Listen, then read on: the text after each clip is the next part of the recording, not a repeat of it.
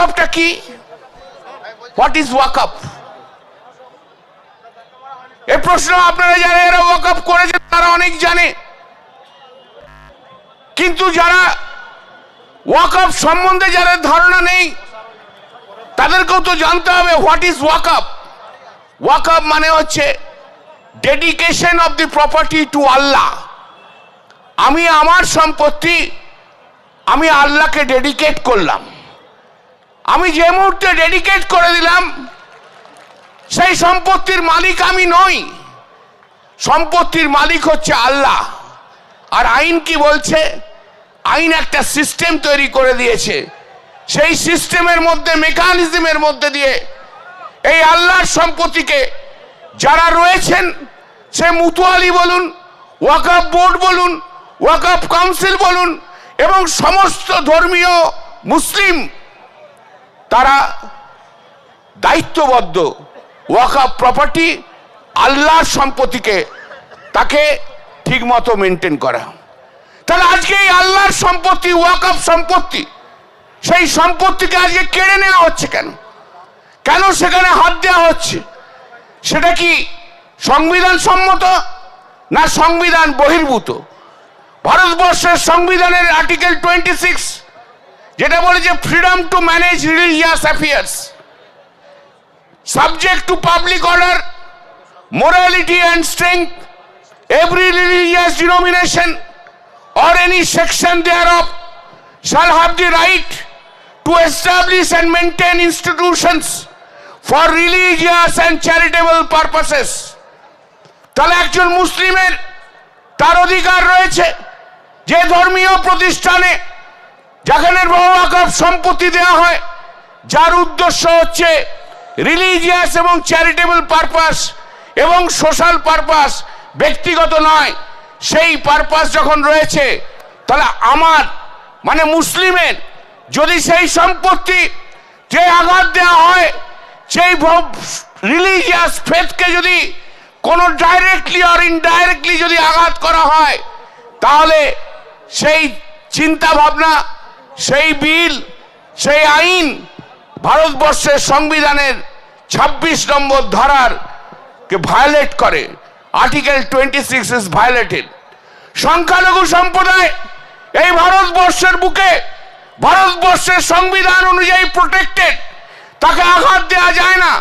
আমি হিন্দু হলেও আমার যদি মন্দির থাকে, আমার যদি জায়গা থাকে, আমার যদি ধর্মীয় আবেগ থাকে, সেই আবেগকেও যেমন কেউ আঘাত দিতে পারে না আর্টিকেল 26 অনুযায়ী, তেমনি একটি মুসলিম সম্প্রদায়ের মানুষ তার ধর্মের আবেগকে নষ্ট করা যায় না, কোনো আবেগকে নষ্ট করা যায় না। আজ তোমরা কি করতে এসছো? সেই আবেগকে নষ্ট করছো।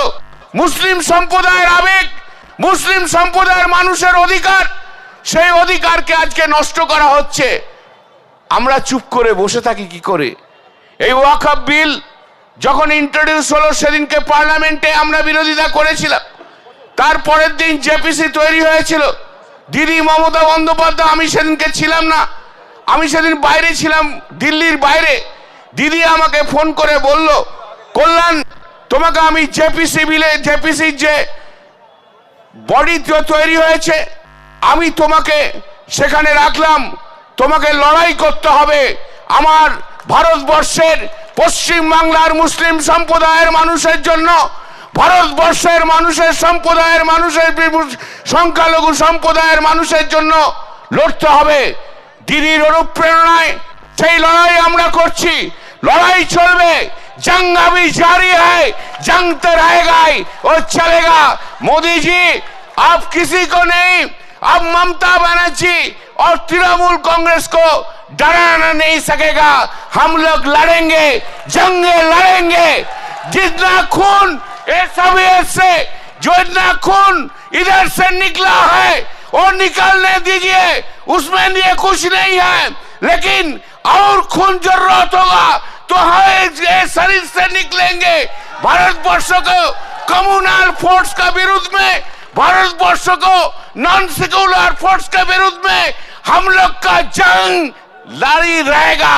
ये जंग बंद नहीं होगा, ये जंग बंद नहीं होगा।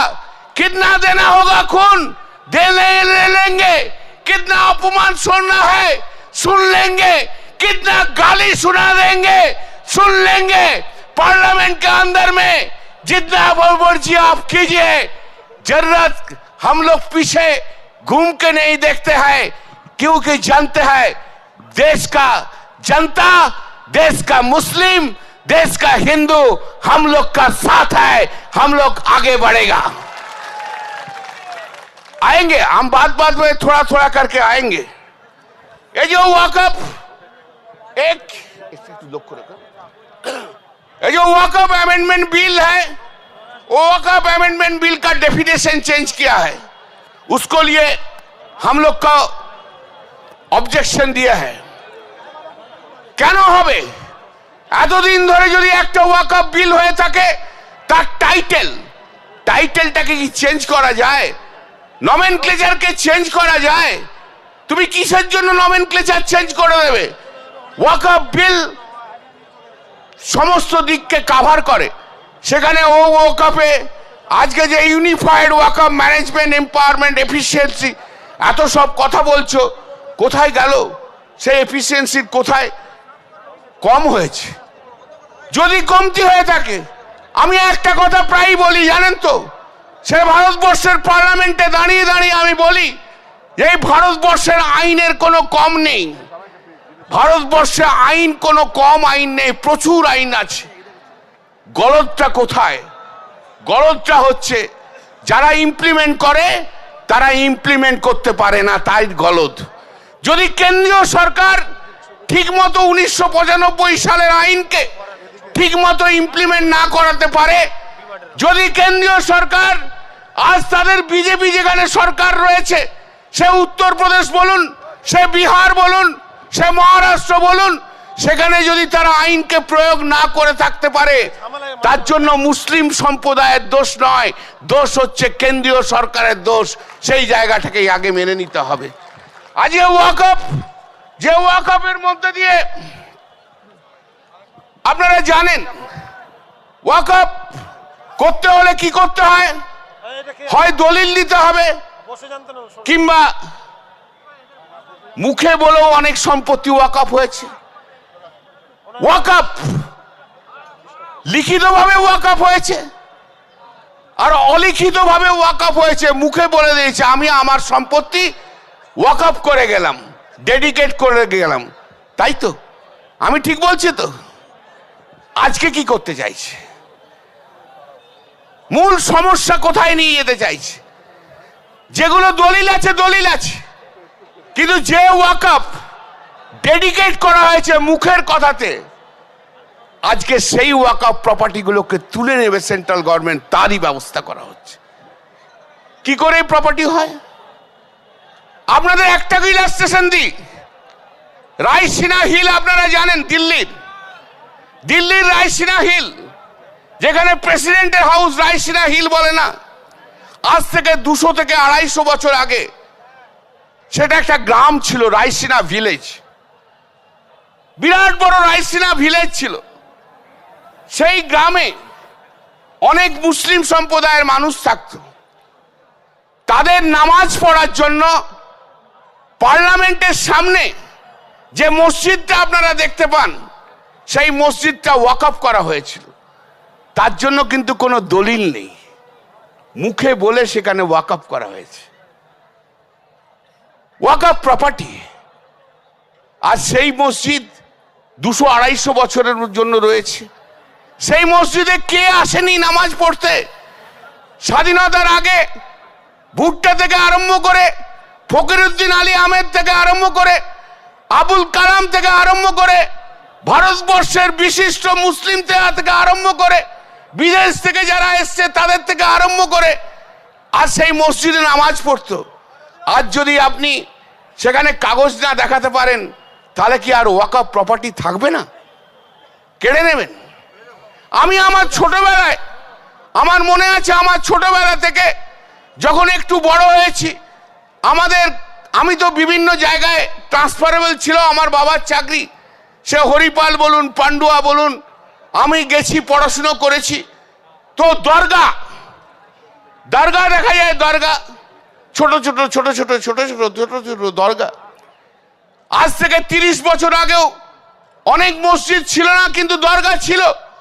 সেই দরগাতে সন্ধ্যেবেলায় যখন মা যখন ঠাকুর ঘরে প্রদীপ জ্বালাতো, আর আমার ঠাকুমা বলতো যা একটা মোমবাতি দরগায় যে পীর বাবার জন্য দিয়ে আয়, ওনার কাছেও প্রার্থনা চাইতে হয়, সেই দরগার সম্পত্তি। এই তো সিকিউরিয়ার ছোট থেকে যে বড় হয়েছে এইভাবে, আজকে সেই চিন্তা ভাবনা থেকে সরে যাব কি করে? মা জ্বালাচ্ছে প্রদীপ ঠাকুর ঘরে, আর ঠাকুমার নির্দেশে 5-6 বছরের বয়সের ছেলে আমি দরগাতে যে প্রদীপ জ্বালিয়ে আসতাম, মোমবাতি জ্বালিয়ে আসতাম। আমরা এতটাই বিশ্বাস যে দরগাতে যে পীর বাবার, ওখানে পীর বাবাকে দেখি আর না দেখি, দরগাতে যে মাথা ঠেকালেই সমস্ত কিছু আমাদের ভালো হয়ে যাবে, এই বিশ্বাস নিয়েই তো আমরা বড় হয়েছি। আজ ভারতবর্ষের বুকে কত দরগা রয়েছে বলুন তো? সেই কটা দরগায় আজ কাগজ আছে বলতে পারেন? আজ আপনি এমন একটা আইন নিয়ে আসছেন, সেই দরগাকে তুলে দিয়ে বলবেন এটা ওয়াকফ প্রপার্টি নয়, এটা মসজিদ নয়, এটা অন্য প্রপার্টি, ওয়াকফ প্রপার্টি নয়। হতে পারে কখনো?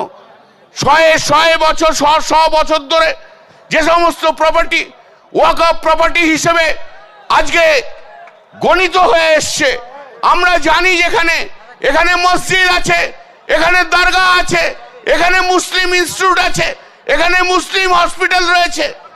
আজ তাদের কাগজ থাকুক আর না থাকুক, আপনি বাই স্ট্রোক অফ পেন আজকের এই বিল অনুযায়ী তার অধিকারকে কেড়ে নেবেন, এটা কি কখনো হয় নাকি? এটা কখনো বাস্তব হয়? মেনে নিতে পারি আমি? বছরের পর বছর ধরে রয়েছে, তাই তো কখনো কখনো হস্তক্ষেপ করেননি। আজকে কেন হলো? কেন এমন হলো? কিসের আপনাদের এই অধিকার? কেন এই চিন্তা ভাবনা? বাবরি মসজিদ ধ্বংস করার পর রাম মন্দির তৈরি করেছেন বলেই আজকে সারা ভারতবর্ষ জুড়ে মুসলিম সম্প্রদায়ের মধ্যে আপনারা লড়াই লাগাতে চাইছেন।